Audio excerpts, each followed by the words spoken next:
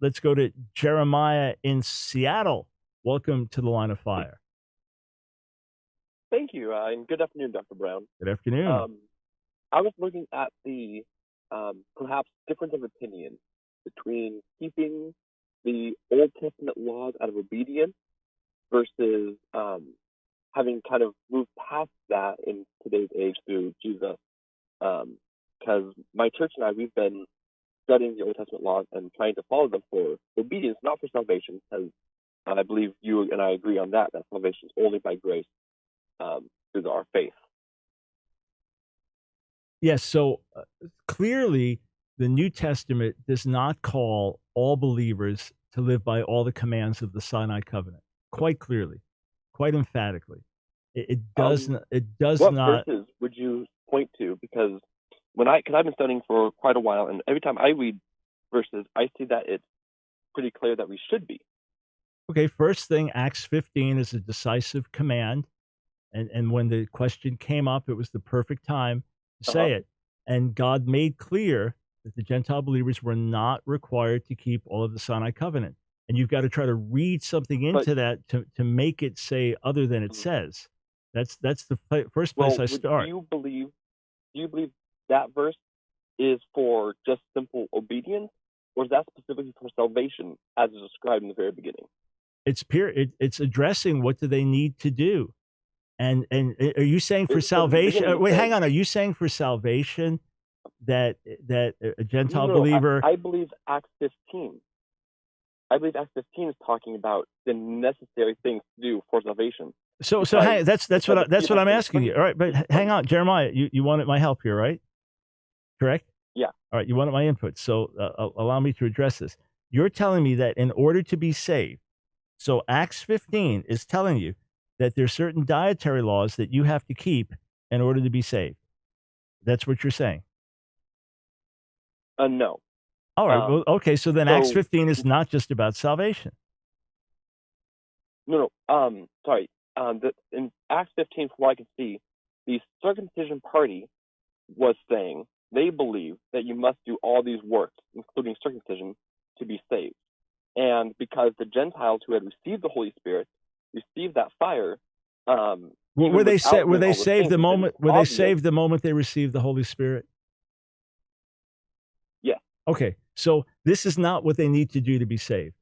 This is saying all right. So this was never about being saved. This was about obedience. This was never about being saved. Everyone recognized they were already saved. Okay, it was about obedience. And he was saying, no, you do not. In the text, Michael, tell you what, Mike, I'll give you one more shot. I can't help you if you keep interrupting me as I'm trying to explain things. Okay. All right. Okay. So either if you want to make a point and you have an argument to raise, and send us a long email and lay it all out where you can make all your points. All right. But I'd love to help you here, but I can't if every time I try to answer, you cut in and interrupt. Just trying to be fair here. Okay. I'm sorry. All right. All good. So Acts 15 is not about salvation, all right? It is about obedience and what's minimally required, okay? The question is, do Gentiles have to become Jews and obey the law of Moses? And the answer is no. It is salvation and it is obedience, and the answer is no. So nowhere does the New Testament ever contradict that. Nowhere does the New Testament ever tell Gentile believers, you must eat this, not eat this, etc. It doesn't do that. It's number one. Number two, in Colossians, the 2nd chapter, Paul urges the believers there not to let anyone put them under pressure to keep a Sabbath or a new moon or feast, reminding them that these things are only the shadow, but the substance is found in the Messiah. So those are two places where I start. Romans 14 certainly ties into the discussion, as Rome had Jewish believers and Gentile believers about obeying certain days. And Paul is clearly giving liberty there. And then 1 Corinthians 7, he gives explicit instructions. If you're saved circumcised, don't become uncircumcised. If you're saved uncircumcised, don't become circumcised. So he's telling a Gentile, you don't have to become a Jew. So there's nowhere in the New Testament, then all the evidence of the early church fathers, that Gentile believers were all commanded to observe the Sinai covenant for obedience or any other reason. There's not a stitch of evidence in the New Testament. Everything in the New Testament is against that. Okay. I think there's a few things that you've mentioned in the scriptures, which I think kind of read into perhaps to force interpretation, where I might have seen it differently. Well, And one why thing is that might my help is view I why guess, is my view forcing something? I'm just reading straightforward in the text and what the vast majority well, of Greek for scholars and example, commentators would say. Why am I forcing something on it? mhm, right. Well, for example, in the Acts 15, the circumcision party clearly states that they're trying to pressure Gentiles to follow the law specifically for salvation. But then the one about the Sabbath, when Paul speaks, don't let anyone, pass judgment upon you for concerning Sabbaths and new moons.